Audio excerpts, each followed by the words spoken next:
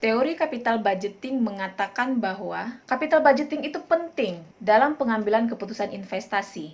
Namun, dalam kenyataannya, teori itu justru ditinggalkan. Perusahaan-perusahaan ternyata tidak peduli dengan prinsip time value of money. Perusahaan-perusahaan juga tidak peduli dengan model-model capital budgeting yang canggih dan rumit. Sebaliknya, mereka lebih cenderung menggunakan model-model capital budgeting yang sederhana, yang mudah untuk difahami, dan tidak berbelit-belit. Mengapa hal itu bisa terjadi? Simak terus video ini sampai selesai.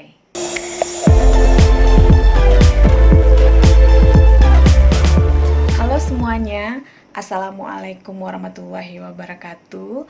Kembali lagi kita bertemu di sini di kuliah seminar akuntansi manajemen. Kali ini kita akan membahas sebuah artikel yang berjudul Capital Budgeting in Europe, Confronting Theory with Practice. Tujuan dari artikel ini adalah untuk menganalisis bagaimana praktik capital budgeting pada negara-negara yang berada di Eropa Selatan, khususnya di negara Italia, Prancis, dan Spanyol. Selain itu, sesuai dengan judulnya Confronting Theory with Practice, tujuan dari artikel ini juga ingin melihat apakah praktik capital budgeting sudah sesuai dengan teori capital budgeting itu sendiri. Nah, apa yang dikatakan dalam teori capital budgeting? Menurut Gitman tahun 2008, ia mengatakan bahwa capital budgeting yang baik adalah capital budgeting yang menggunakan metode DCF atau Discounted Cash Flow Method. Yang mana penggunaan metode DCF ini atau Discounted Cash Flow Method ini, penggunaannya didasarkan pada prinsip time value of money atau nilai waktu dari uang.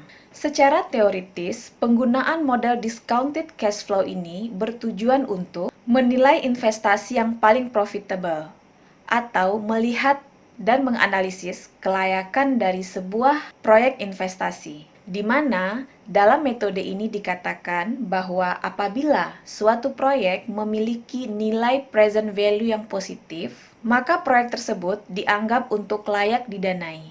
Sementara jika terjadi hal yang sebaliknya, yaitu di mana nilai present value dari sebuah proyek adalah negatif, maka proyek tersebut dianggap sebagai proyek yang merugi, sehingga proyek tersebut dinilai tidak layak untuk didanai. Implikasi dari penggunaan Discounted Cash Flow Method ini atau metode Discounted Cash Flow ini adalah perusahaan dapat mencari peluang investasi jangka panjang yang paling menguntungkan agar dapat mencapai tujuan perusahaan, yaitu memaksimalkan kemakmuran shareholder. Lalu, apa yang memotivasi penulis untuk mengangkat isu ini? Dalam penelitian ini, penulis mengatakan bahwa sesungguhnya topik capital budgeting sudah banyak diteliti oleh peneliti-peneliti sebelumnya. Namun, hasil dari penelitian-penelitian tersebut terlihat tidak konsisten atau tidak membentuk sebuah pola yang firm. Misalnya, penelitian Graham dan Harvey tahun 2001 menemukan bahwa praktik capital budgeting mayoritas menggunakan model discounted cash flow, seperti yang disebutkan dalam teori-teori capital budgeting. Namun sebaliknya, penelitian Rossi tahun 2014 menemukan bahwa model yang dominan digunakan adalah model non-discounted cash flow atau dalam tulisan ini disebut dengan model payback. Justifikasi dari mengapa model ini sangat banyak diminati adalah karena model payback ini atau model non-discounted ini sangat simple dan sederhana.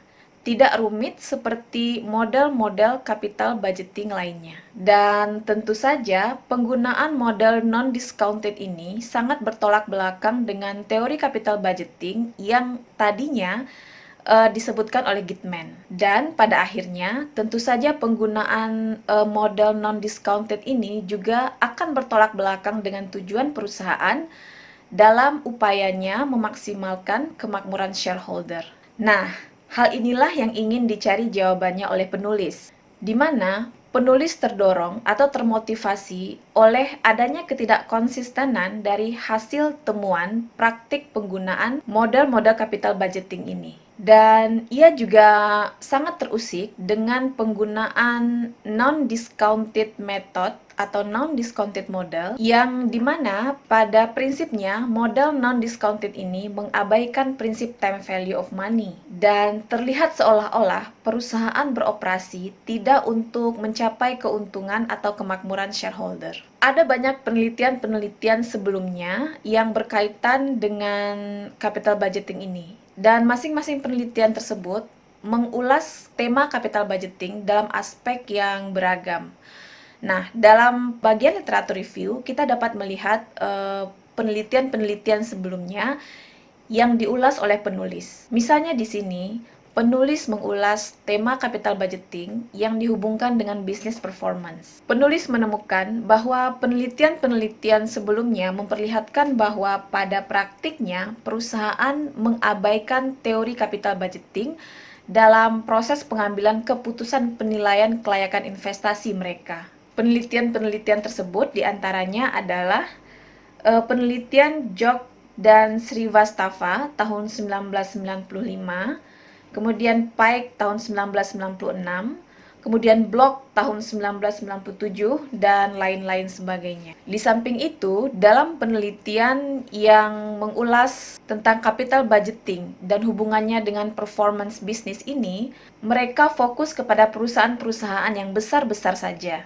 Hanya sedikit di antara mereka yang membahas praktik capital budgeting pada perusahaan-perusahaan berskala menengah dan kecil atau small medium enterprises. Ditambah lagi, penelitian ini memperlihatkan bahwa tidak ada satu teknik pun yang digunakan secara seragam.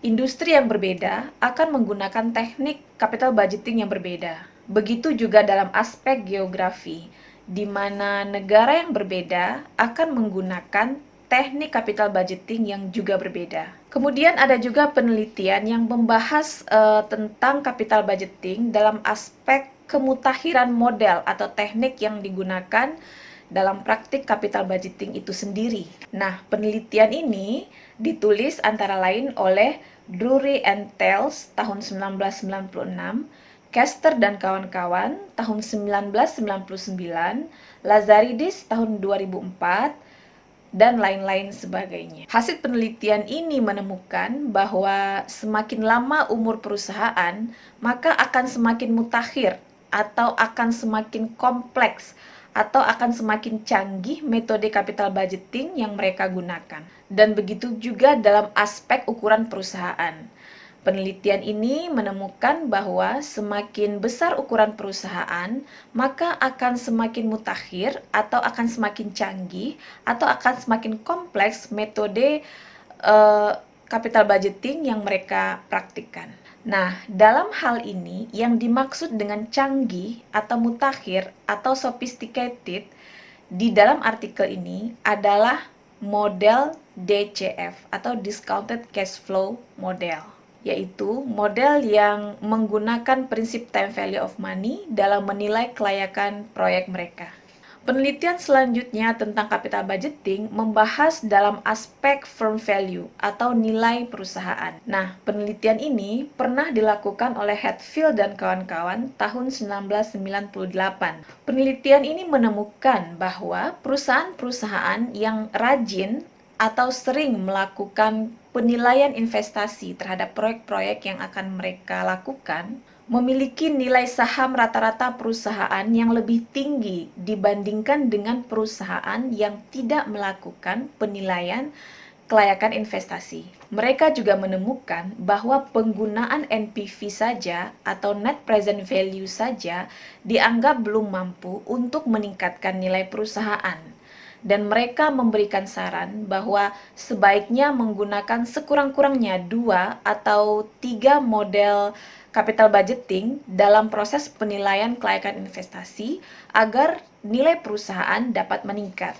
Kemudian penelitian tentang capital budgeting yang dilakukan pada perusahaan skala kecil menengah atau pada small and medium enterprise. Penelitian ini pernah dilakukan oleh Block pada tahun 1997. Ia menemukan bahwa perusahaan dalam kelompok small and medium enterprise ini lebih cenderung atau mereka lebih suka menggunakan model payback. Nah, yang dimaksud dengan model payback di sini, model payback merupakan salah satu model yang berada dalam kelompok non-discounted model atau model yang tidak memperhitungkan prinsip nilai waktu dari uang. Nah, menurut Block, perilaku perusahaan skala kecil dan menengah ini lebih menyukai non-discounted model itu sangat berbeda dengan perilaku perusahaan besar yang lebih menyukai discounted model. Menurut Block, perilaku ini disebabkan karena kelompok small and medium enterprise ini lebih peduli terhadap jangka waktu pengembalian investasi mereka, di mana mereka lebih peduli dan fokus terhadap bagaimana caranya agar menghindari gagal bayar atau menghindari sumber daya modal yang terbenam terlalu lama atau terpakai terlalu lama dalam sebuah proyek investasi. Berikutnya, ada juga penelitian yang membahas tentang capital budgeting yang kemudian dihubungkan dengan aspek cost of capital atau biaya modal dan capital structure atau struktur modal. Penelitian ini pernah dilakukan oleh Graham dan Harvey pada tahun 2001. Hasil penelitian mereka memperlihatkan bahwa perusahaan-perusahaan berskala besar lebih cenderung bergantung kepada model discounted dan perusahaan pada kelompok ini lebih mengandalkan model present value dan capital asset pricing model atau yang biasa kita singkat dengan CAPM. Sementara pada perusahaan kecil, Graham dan Harvey tahun 2001 menemukan bahwa perusahaan kecil lebih suka atau cenderung menggunakan model payback period. Ada juga penelitian-penelitian sebelumnya yang dilakukan lintas negara. Misalnya, penelitian Brownen dan kawan-kawan tahun 2014. Penelitian ini dilakukan pada 4 negara di Eropa, yaitu Inggris, Belanda, Jerman, dan Prancis. Dalam penelitian mereka menganalisis bagaimana hubungan antara capital budgeting dan good governance. Hasilnya sama dengan sebelumnya bahwa ternyata perusahaan-perusahaan besar lebih cenderung menggunakan model CAPM atau Capital Asset Pricing Model dan teknik present value.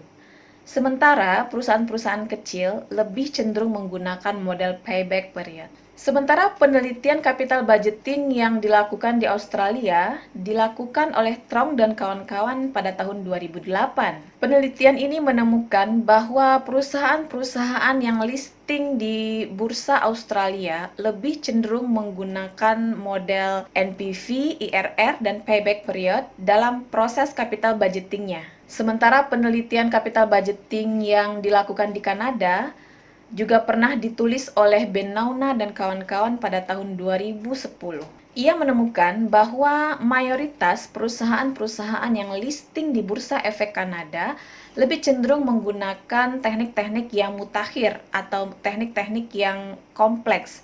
Misalnya teknik-teknik yang termasuk di dalam kelompok discounted model. Terutama mereka sangat mengandalkan teknik-teknik NPV dan IRR. Begitu juga penelitian capital budgeting yang pernah dilakukan oleh Hardwick tahun 2012 di Swedia. Ia menemukan bahwa semakin besar suatu perusahaan, akan semakin sering mereka menggunakan capital budgeting dalam pengambilan keputusan investasi dibandingkan dengan perusahaan kecil. Namun, jika dibandingkan dengan benua Eropa dan Amerika, Swedia masih tergolong dalam kelompok yang tertinggal dalam penggunaan proses capital budgeting ini. Nah, penelitian-penelitian tentang capital budgeting yang sudah diuraikan di atas mencoba membahas capital budgeting dari berbagai aspek. Namun, di sini penulis, yaitu Matteo Rossi, lebih menonjolkan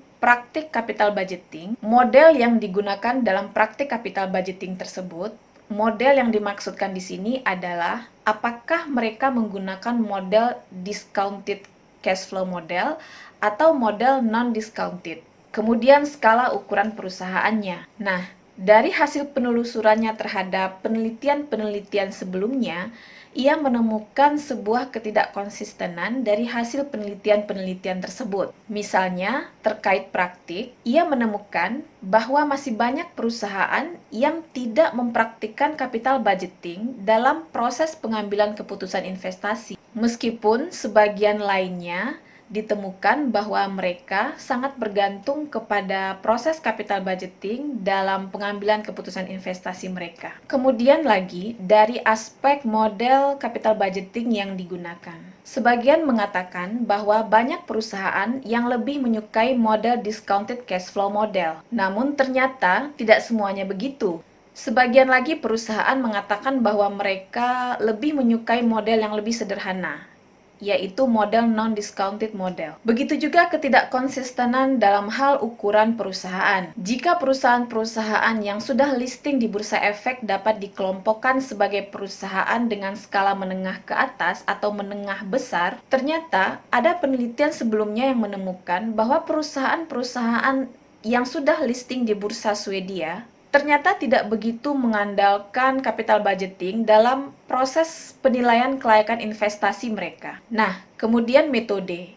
Metode apa yang digunakan dalam artikel ini? Artikel ini menggunakan metode mixed method, yaitu penggabungan antara data kuantitatif dan data kualitatif. Pengambilan data difokuskan pada negara-negara di Eropa Selatan, khususnya Italia, Spanyol, dan Prancis. Lalu apa hasil yang mereka dapatkan? Hasil yang didapatkan pada penelitian ini yang pertama adalah teknik atau model capital budgeting yang digunakan. Penelitian ini menemukan bahwa teknik atau model payback period merupakan model yang paling banyak digunakan, di mana penelitian ini mendapatkan angka 37,21% dari jawaban responden yang mereka proses. Kemudian diikuti dengan teknik NPV atau Net Present Value sebesar 25,58% dari jawaban responden, dan setelah itu diikuti dengan teknik IRR atau Internal Rate of Return sebesar 16,28% dari jawaban responden. Kemudian diikuti oleh model Profitability Index sebesar 11,63%, dan terakhir adalah model ARR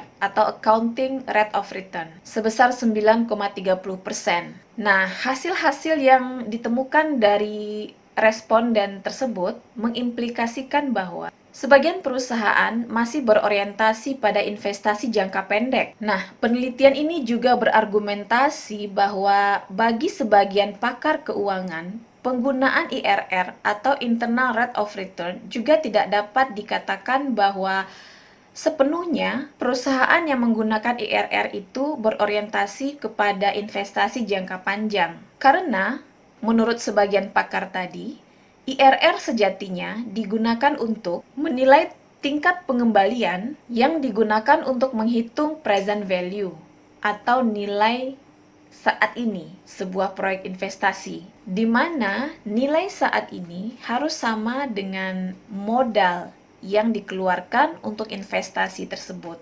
Oleh sebab itu, perusahaan yang menggunakan IRR belum dapat dikatakan sepenuhnya berorientasi pada jangka panjang, atau belum dapat dikatakan sepenuhnya menggunakan teknik atau model yang mutakhir sebagaimana yang diungkapkan dalam teori capital budgeting. Kemudian hasil yang kedua tentang teknik capital budgeting yang diaplikasikan per sektor. Sektor yang dianalisis di sini adalah sektor manufaktur, sektor retail, dan sektor service atau jasa. Hasil penelitian ini menemukan bahwa model non-discounted atau model payback period banyak digunakan oleh perusahaan-perusahaan yang berasal dari sektor manufacturing. Sementara teknik IRR banyak digunakan oleh perusahaan dari sektor jasa. Sementara sektor jasa dan sektor retail, mereka dua-duanya sama-sama menggunakan gabungan antara model NPV dan IRR. Kemudian hasil tentang praktik capital budgeting yang diimplementasikan oleh perusahaan berdasarkan ukuran perusahaannya. Penelitian ini menemukan hasil yang mendukung teori capital budgeting. yang mengatakan bahwa semakin besar ukuran sebuah perusahaan, maka akan cenderung perusahaan tersebut menggunakan teknik DCF atau Discounted Cash Flow Model. Sementara ukuran perusahaan yang lebih kecil akan cenderung menggunakan model payback period atau disebut juga dengan non-discounted model. Perusahaan kecil cenderung menggunakan non-discounted model ini atau model payback period ini sekali lagi disebabkan karena non-discounted model itu tidak sesulit model DCF atau model discounted cash flow model. Ini juga berhubungan dengan orientasi investasi masing-masing jenis perusahaan tadi. Perusahaan besar investasinya lebih cenderung berorientasi pada jangka panjang.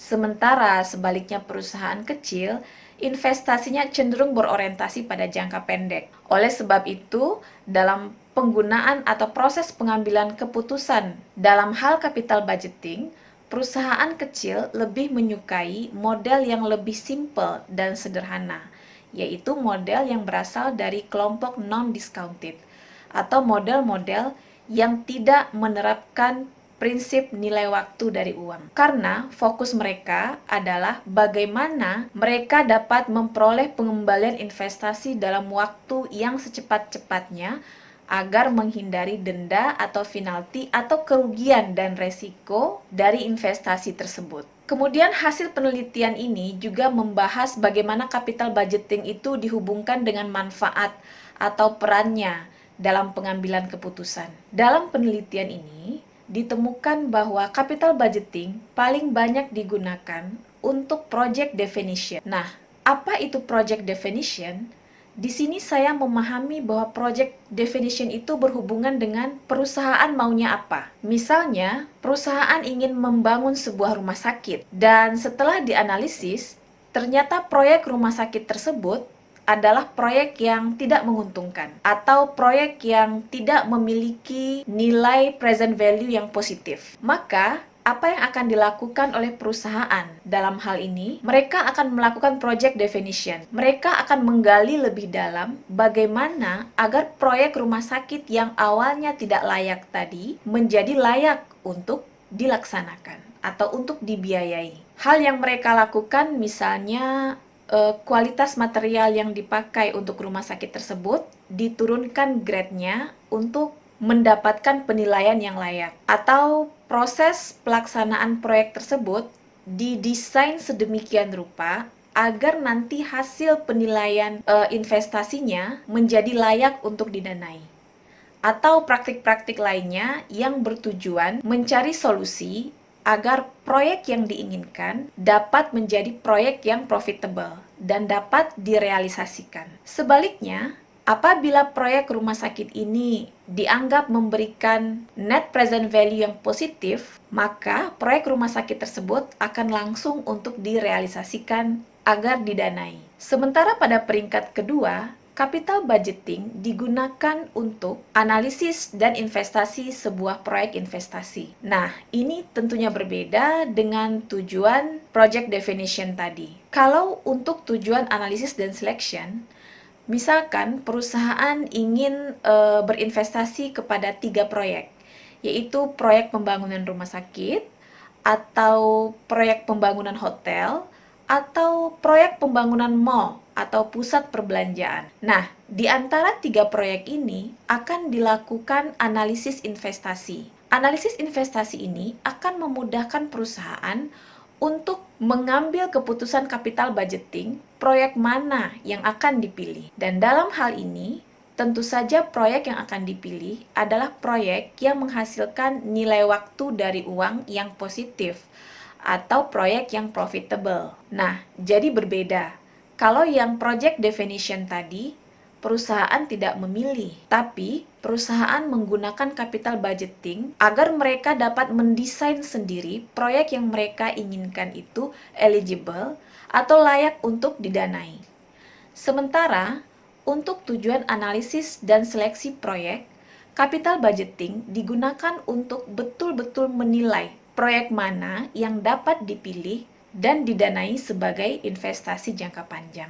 Kemudian penelitian ini juga menemukan biaya modal dalam hal capital budgeting. Berdasarkan survei yang mereka lakukan, mayoritas responden menjawab bahwa biaya modal untuk capital budgeting mereka berasal dari bunga bank. Nah, hal ini tentu saja tidak mengejutkan. Kenapa? Karena bunga bank harus dikembalikan dalam jangka waktu tertentu, atau perusahaan harus menghindari adanya gagal bayar terhadap biaya bunga bank tersebut.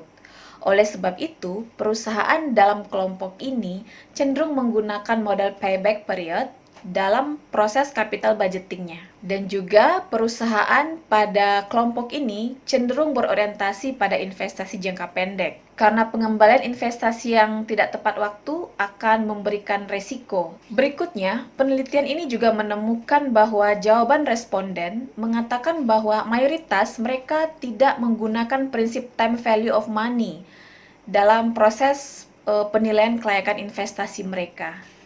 Dan tentu saja ini berarti mereka tidak menggunakan model discounted cash flow model. Jawaban tersebut mengimplikasikan adanya perbedaan antara praktik capital budgeting dengan teori capital budgeting itu sendiri. Di mana menurut teori capital budgeting, model yang paling baik dalam menilai kelayakan investasi adalah discounted cash flow model. Sementara dalam praktiknya, teori tersebut diabaikan, di mana hal ini dibuktikan dari banyaknya perusahaan-perusahaan yang mengabaikan prinsip time value of money dan cenderung menggunakan non-discounted model. Pada urutan berikutnya, responden mengatakan bahwa mereka menggunakan pengalaman masa lalu dalam proses atau praktik capital budgeting mereka. Hal ini sekali lagi bertolak belakang dengan apa yang dikatakan Gitman tentang teori capital budgeting, bahwa peluang investasi yang menguntungkan dapat diperoleh dari analisis yang menggunakan prinsip time value of money. Sementara, responden pada kelompok ini cenderung lebih menggunakan intuisi mereka dalam melihat peluang investasi, berikut dengan resiko-resiko investasinya. Sisanya, yaitu di mana hanya sebagian kecil dari responden dalam survei ini yang mengatakan mereka betul-betul menggunakan prinsip nilai waktu dari uang dalam praktik dan pelaksanaan capital budgetingnya, atau dalam praktik penilaian kelayakan investasi mereka. Responden pada kelompok ini sangat mengandalkan discounted cash flow model atau model DCF tadi, khususnya mereka menggunakan teknik WACC atau Weighted Average Cost of Capital atau teknik biaya modal rata-rata tertimbang. Namun secara keseluruhan atau secara overall, penelitian ini menemukan bahwa biaya modal perusahaan khususnya di Eropa Selatan masih ditopang oleh bunga bank. Hal inilah yang menyebabkan bahwa perusahaan-perusahaan di Eropa Selatan masih cenderung berorientasi kepada investasi jangka pendek dan mereka lebih suka menggunakan model capital budgeting yang lebih sederhana. Jadi, kesimpulan dari artikel ini secara umum mengimplikasikan bahwa masih terdapat gap antara praktik dan teori dalam capital budgeting yang khususnya terjadi pada perusahaan-perusahaan yang listing di negara-negara yang terdapat di Eropa Selatan, yaitu Prancis, Italia, dan Spanyol. Oke, sekian dulu penjelasan dari saya. Semoga video ini bermanfaat dan dapat menambah wawasan kita semua. Sampai ketemu lagi pada video online berikutnya.